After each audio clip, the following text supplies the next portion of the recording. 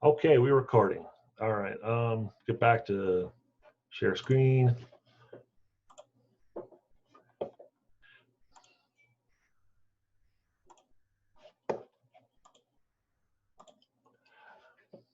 Okay,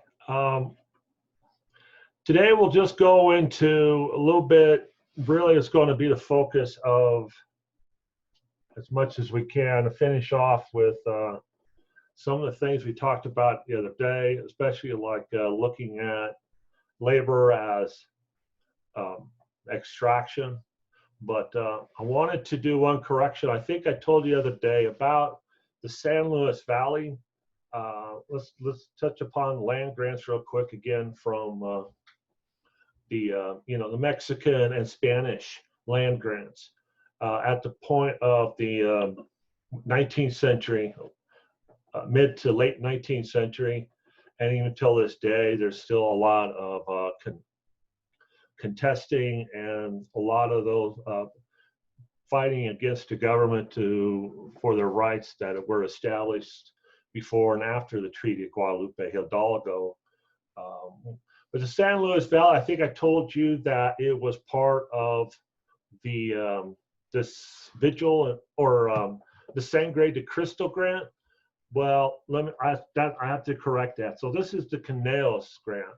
And up on this top part, the northern part is San Luis Valley of Colorado. You see how part of it goes into the border within New Mexico. So this is kind of like where a good portion of the population of Nuevo Mexicanos is. And it was still, we'll see a little bit later, in regards to the 1960s, that there was starting to become a lot of discrimination, but also fighting of equal rights, and especially migrant labor. So that's the correction I wanted to make for you guys.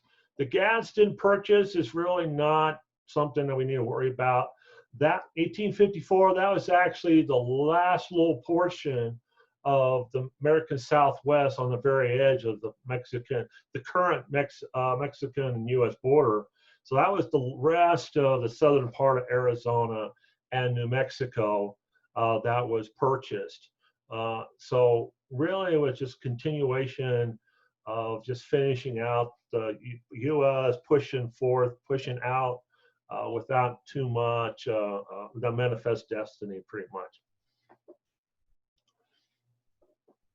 And if you recall, we did talk about the vigil in St. Laurent grant, and of course how that fell in the Boggsville over here on the northeast corner, very northeast corner, and you see how that where the Purgatory River and the Arkansas River came together, and that's where the Thomas Boggs and the Romalda, excuse me, went there, and we talked about the agriculture there in a cultural aspect. And also we talked about the encroachment, of course, of Western settlers, and particularly the cattle wranglers, really, who claimed the land within what was already pretty much was supposed to have been given as a right within those land grants, the Spanish and Mexican land grants. But they came anyways.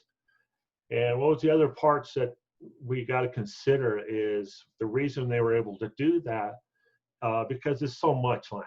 All right, there's so much land that there might have been instances of where these settlers didn't really think that nobody claimed it, okay, or they were rather the attitude was, of course, as you can see, was it was their destiny. All right, we talked about Boggsville already. We won't get too much into that unless anybody has any questions. All right, and we talked about my somewhere between hypothesis and actual historical fact.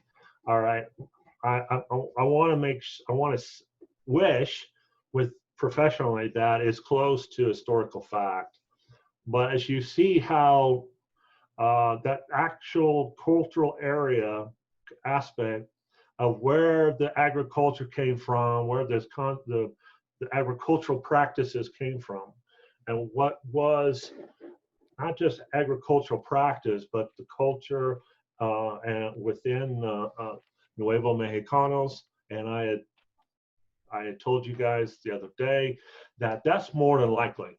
Other than Thomas Boggs, assuming that he's some sort of all of a sudden knows how to dig a deep ditch that would go with the contour of the land and be gravity flow, and who would be making those ditches and who would be farming. So my assumption, reasonably well, I guess, is the communal agricultural land, the Hito, and the, of course, acequia that was seen within the prominent or unique cultural group that was Nuevo Mexicanos, based on isolation from Mexico City and the rest of the empire at the time.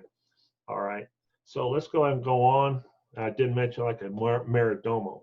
So this is something I think I would like to ask you guys, whether and how far did this kind of influence go east along Arkansas River and Arkansas Valley? Because you'll see here as we get later into the 19th century, how the area was overwhelmed by the turn of the 20th century with this homesteading, the general land office, and the Anglo settlers concept of the land ownership and what's it called? Just taking care of it. I mentioned their concept was making it turn into paradise practically, and how it would create more rain, the farming and the cattle, as opposed to what you'll see with the land grants and Nuevo Mexico, that other aspect of cultural aspect. And all right, we talked about homesteading, and I talked to you in regards to possibly seeing how modern labor is still where we could bring forth the concept within industry, especially like we saw in the Ludlow Massacre, and maybe even historical times. Okay. All right, here we go with, and I think I hit upon within those cultural connections with religious or concepts within Nuevo Mexicanos. I'm afraid I didn't get quite in. I was going to make a note for today about that, but I didn't quite get to it. We'll go ahead and get into agriculture. Maybe I'll hit upon it here. So let's go ahead and I'll throw out this question again. When I throw it out, I'm going to pause. It's going to be that awkward pause. So hopefully we'll, what is agriculture?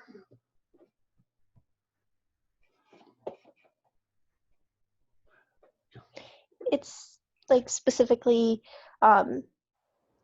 the labor involving like food, so that can be like crops, but it can also refer to sometimes, like I've heard it referred to with like animals and such as well. They kind of tie together. Okay, that's probably the good place to start. So agriculture is also considered part with the livestock and domesticated animals in regards to like on a farm. Anybody else? I think I got a few little hints here, but it's the process of producing crops and animals for food. Okay. Yes. Well, we can look at agriculture in an overall sense in regards to even with the Pueblo Indians, mostly, right? As opposed to the Plains Indians. Did the Plains Indians, what was their most part, what they do on a daily basis historically? Did they do much farming? there was hunter and gatherers. I think that mostly with the Plains Indians also, in regards to that, it might have been just taken from whatever there still was on the prairie and the plains, and just using, eating that. As far as transporting, I can't remember, yeah, from a different region and then bring it over, kind of not so much, because there was a buffalo, in which the buffalo sent, pretty much provided them pretty much everything for them. But of course, let's go to now back to the Pueblo Indians, and where, like in the American West, and but mostly the Southwest. Was there any farming? What type of farming what did they have that may have influenced those that came through with after the Spanish?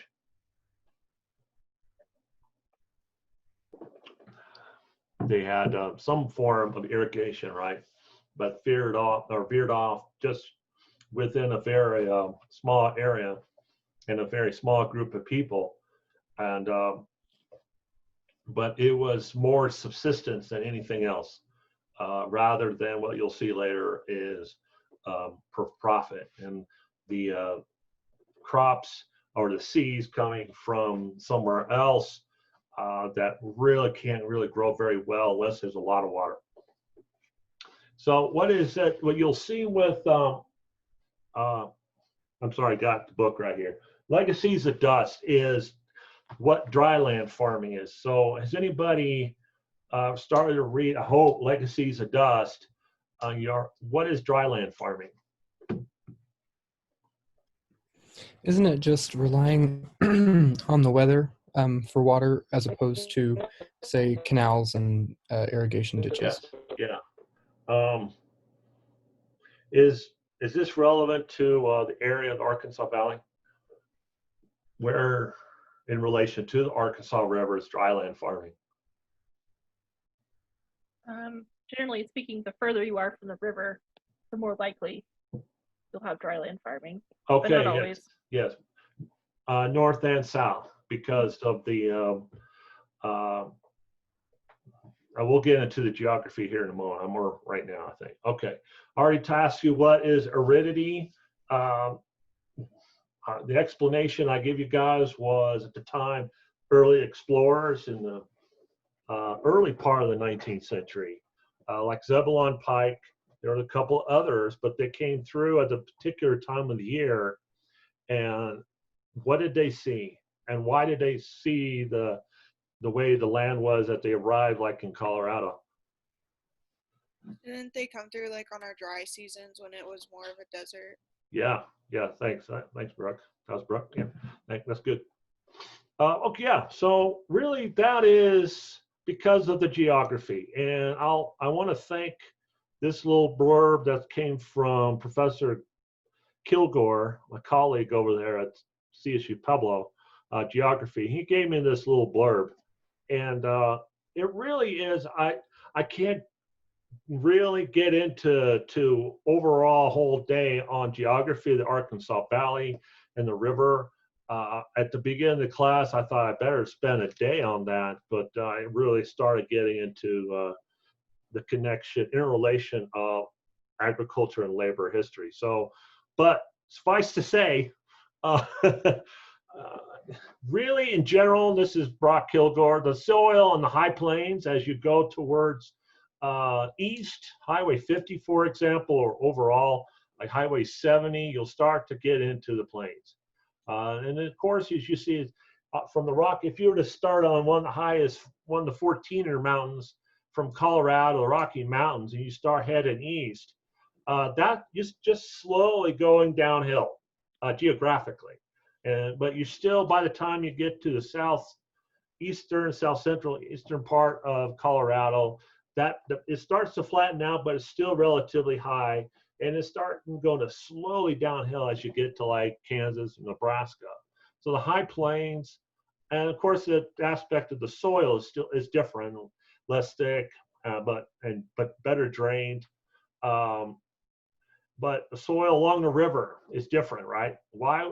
Because of the sediment in regards to, starting out next to Leadville, the Arkansas River, and as it rolls down through into the high plains there.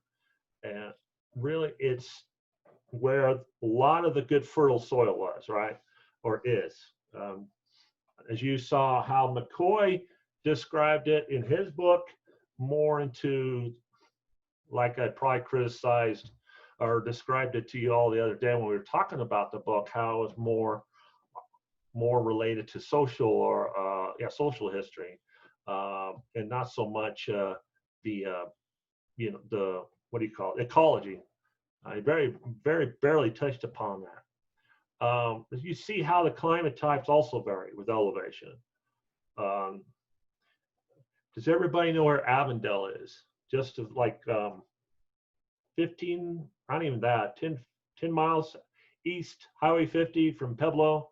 From Avondale, because I asked him, let's start Avondale, and he gave me it. Avondale, the Kansas border, is going to be somewhat similar sediment layers in the arc right there on the river plain. Okay, the Rio Grande Rift, that's probably we don't really see, still lies behind or below that. May still be. He talks overall tectonic, so we don't want to dwell too much on that. So I thought I'd just give you a really quick blurb on that. It's kind of a sad excuse to give you to kind of skip it, but I think I kind of touched upon it on Thursday in regards to how, though, for example, in area of a good example, I think, is northeast Colorado,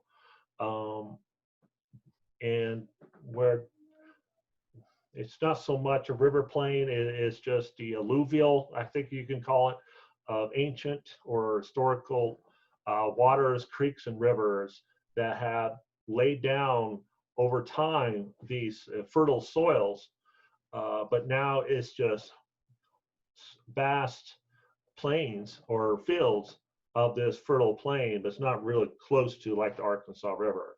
So that's what makes Arkansas River unique. And see how you'll start to see how much manipulation of that water was made to take advantage of this Arkansas River plain and its unique fertile soil, but bring in these different crops for mostly just other than subsistence. So really what's going on here, I guess we can look at what perhaps is traditionally the outlook of the West. And I don't know if you all heard about, maybe I got his first name, Turner, 1890, he made the call that frontier, it's called his frontier thesis. He said it was the end of the frontier in regards to settlement, that all the land had been settled and homesteaded, all the areas that have been mined have been taken up, and of course, California. We all understand what happened with California. They came over pretty early, 1849. Those at the time when what was going on, 1849. That was right at the tail end of this American Southwest being taken up. But then they saw gold over there in California, and tens of thousands started to rush over there. And California is pretty much an entity on itself and its own history. But that was within this frontier or end of the frontier that Turner came about. But one of the things you're probably all very familiar with is, excuse me for a second, itchy nose, is the mythology of the old Wild West. And the biggest icon is that lingers today is the cowboy. All right, so that part of mythology just falls in within Turner's frontier thesis as part of, well, the cattle being moved and what do you call it, open trailing. I think that's the concept Victoria. Oh, are you? Never mind. Open range. Remember, open range where there are no fences. That was, and the movement of all this cattle, like the Longhorns from Texas. As you saw that with like Boggs, he got some kind of different type of like heifers from the east. And really, I think from the east, it wasn't open trailing. It was just put them on the railroad cars and the train brought them over. Or they did do open trailing. I don't know how they got the heifers over there.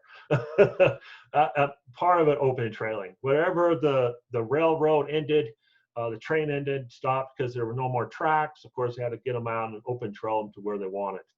But as you can see, that's kind of, so somewhere around the thing is with the cowboys is that actually that was a relatively brief amount of time, somewhere after the Civil War, but only up until like Turner's thesis here in 1890. So by only the earlier mid 1880s was open range a consideration and the open trailing. And by the time that the Transcontinental Railroad was completed in 1869 in Utah, really that's the biggest thing that Turner looked at. Turner was a history professor, I believe, at Harvard. And this really influenced the way that historians looked at history of the American West and U.S. history as overall. So really, I want to bring to the table the concept of river of empire, because what it is it's kind of starting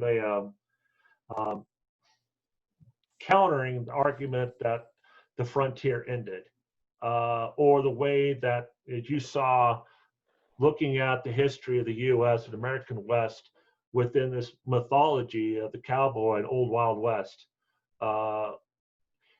Donald Worcester, he's also another historian. I think he's still around. I think he's at the University of Kansas. Has anybody heard of him? No.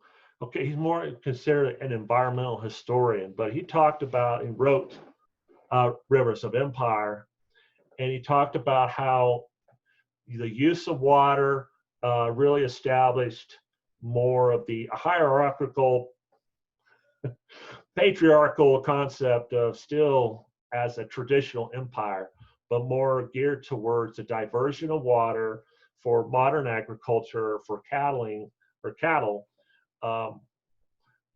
Let me back up, more towards a modern concept of bringing in crops that weren't part originally of the area, but also diverting a large amount of water for these particular types of crops that required not only a lot of water, but a lot of labor, okay? So that's where I wanted to go with this concept of river of empire. As you will see, now you know what I'm talking, I think you guys know what I'm talking about in regards to like these huge dams and these huge tunnels that diverted water, particularly like, for example, California, the Pacific Northwest, not, as you'll see as with the legacy of dust towards the Great Depression, most especially, in order for President Roosevelt to get people start working, millions of Americans, there were a lot of dam projects, irrigation projects. So the concept that within agriculture is irrigation, all right? But you also see how with the Dust Bowl, you'll start to see another part of that with the dryland farming. Wow, I think I just finished up. Okay, so, wow, that's quicker than I thought. Any questions? Well, I mean, before I go to this last slide. I think I just rushed through some. I didn't realize it would be that quick.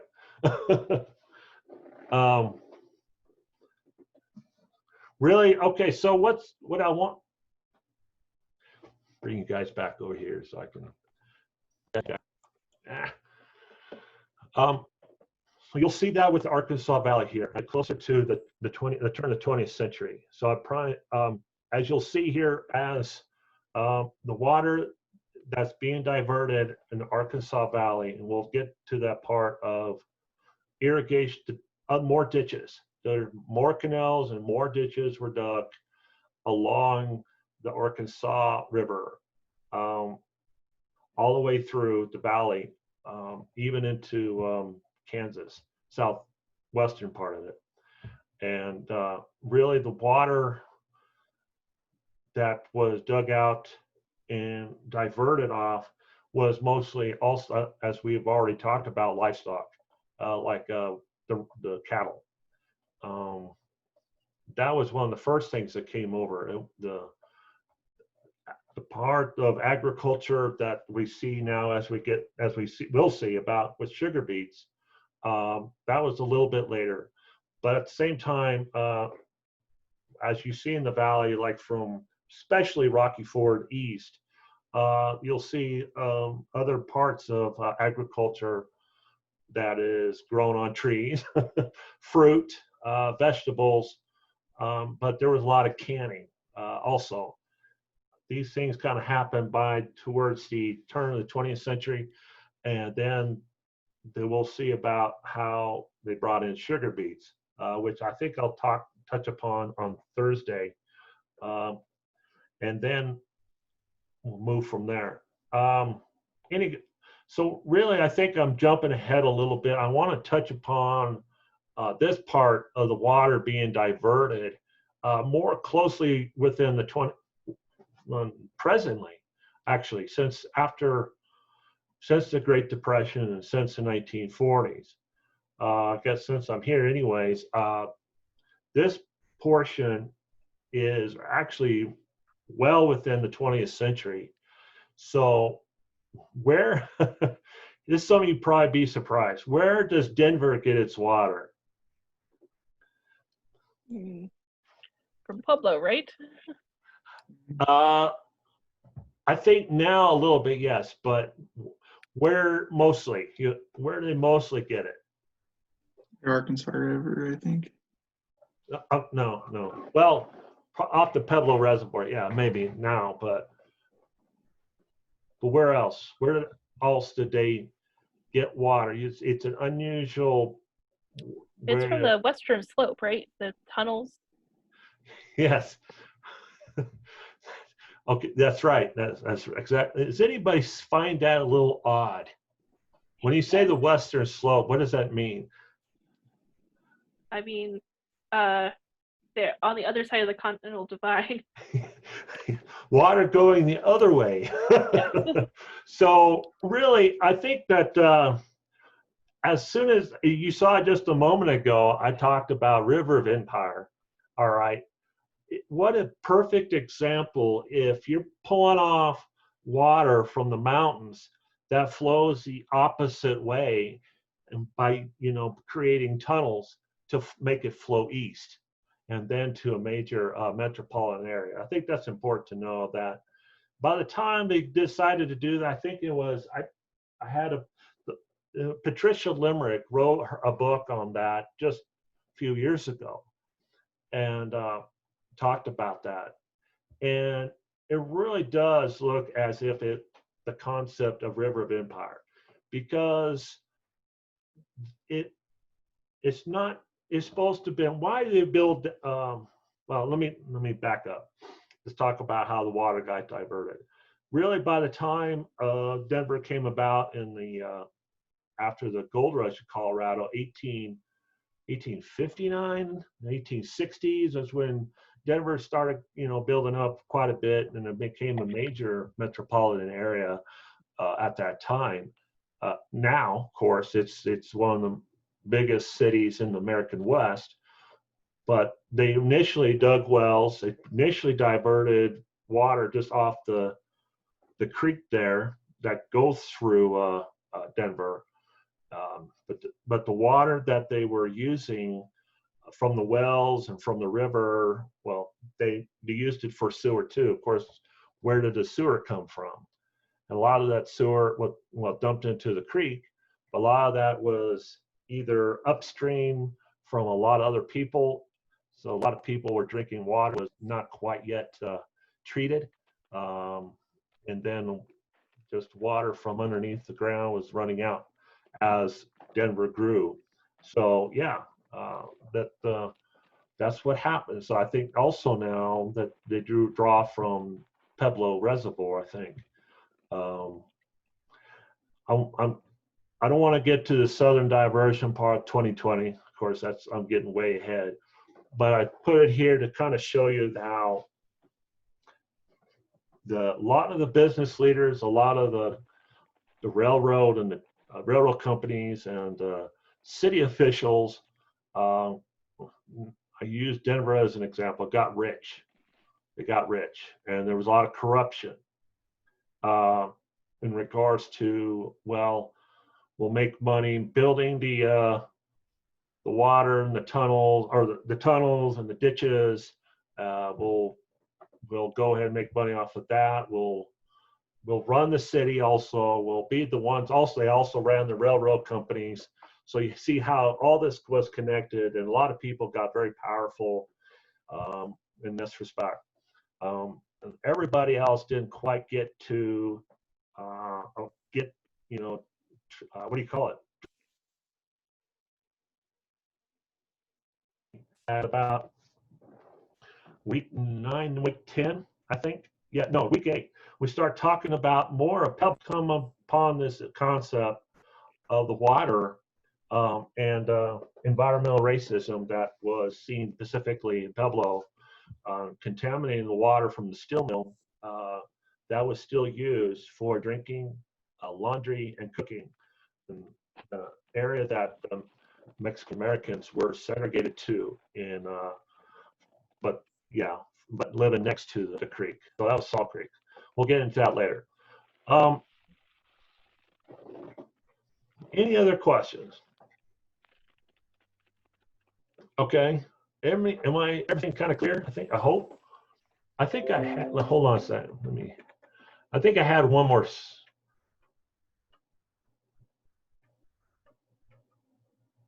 Okay. No. So I'll just go ahead and go with, now on week 3, I had the La Colonia and Little Chihuahua.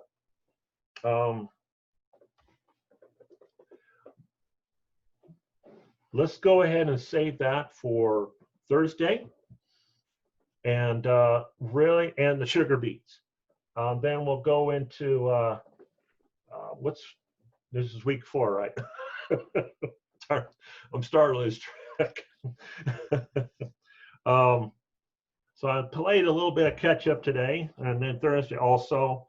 So week 4, let's go ahead and bring in what we've already read, like week 3, the first 70 pages or so of Shefflin's Legacy of Dust, and but talk about the sugar beets, talk about a little bit more of the early agriculture that may have been related to, for example, that tree culture or timber culture.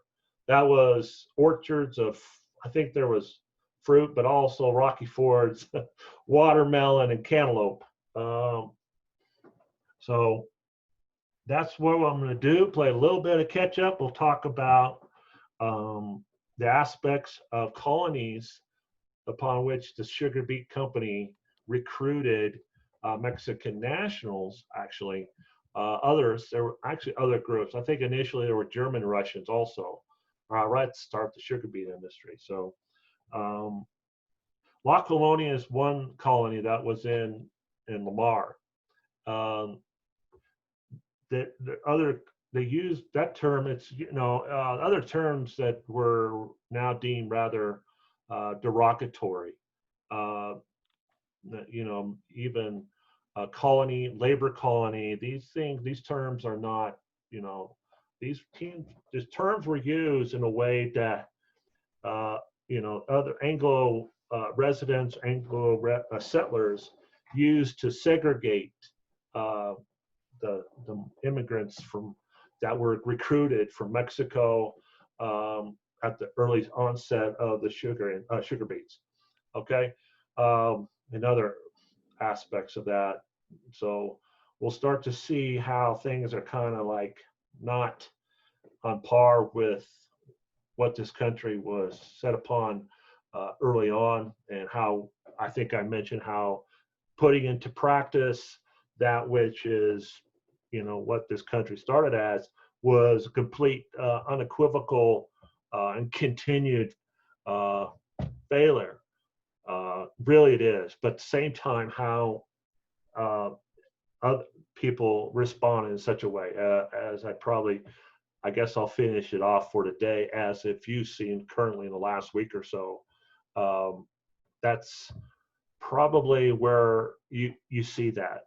Okay, I got you guys over here on my other screen. That's why I keep going. So any other questions? I want you guys to see, it's only 11:12. I want you, any other questions before I finish off?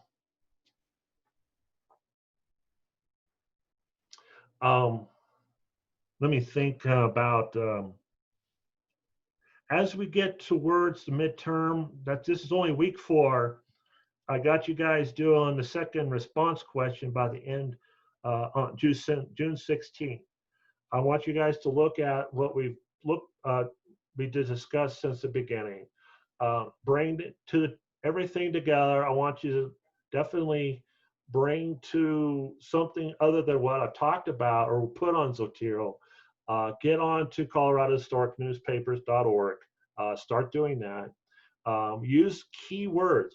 That's something I probably should have touched upon as sort of an exercise, practical exercise or workshop.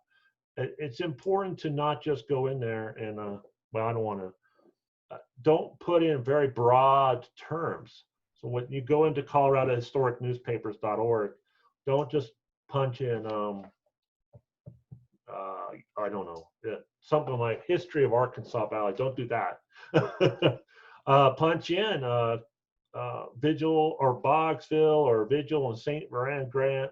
Put in Hispanic, these terms were still used.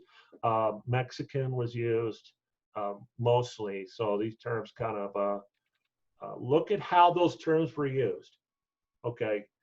Look at how those terms were used. Whether or not at the time you want to look at it as, well, that was just, they were just being appropriate. They thought they were being appropriate, or were they actually using the terms in a more discriminatory way? As you see how the conflict or become an intermixing of cultures, but sometimes they butted heads for a second, but there was a lot of intermixing. But as you see, as we get towards aspects of the sugar beets, it was a lot more other conflict. I hope that, what's another good example of a keyword? Bracero, that we'll talk about next week in regards to shortage of labor around World War II, an actual national policy program that came into play as far as bringing in male Mexican nationals fulfill the shortage of that labor, and where we'll start to see really this strong sense of discrimination from that point on. So let's focus on specific keywords, get into coloradohistoricnewspapers.org. By the time we get to the midterm or the middle of the semester is when I'll start to populate Zotero with a lot of the other stuff I already had closer to the 1960s and 70s and present time. So that's where all the stuff on Zotero is going to be. And then what will be seen as what could be justifying a oral history project, okay, or not, or more than that, okay? I'm going to go ahead and leave it to you guys to, if you want any comments or statement, questions. Okay, nothing? Any issues about, well, the discussion response? Okay, so let's do it by 1800. Just email it to me.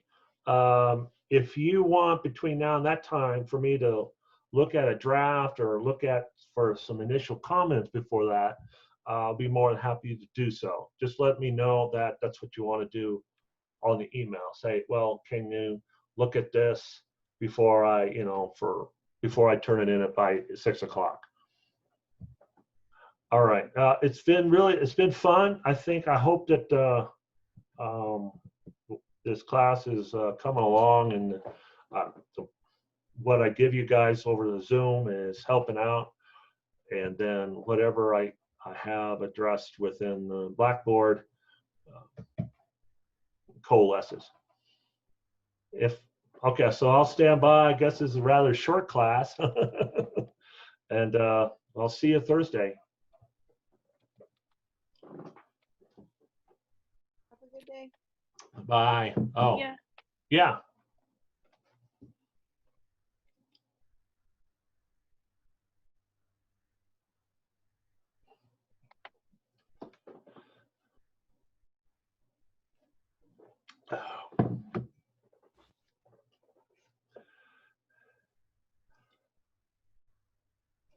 Aiden? Yeah, my computer just froze. Sorry. Oh, okay. Do you need anything? No, it's just my computer is completely frozen. Okay. Well, I'll talk. I missed last 2 minutes of what you were saying. Oh, wasn't anything. Okay. Last 2 minutes? Okay. Nothing. And I am still frozen, so if you could just kick me out of Zoom. That would Okay, be I'll talk to you grand. later. Have a good one. Yeah. Thank you. Yep.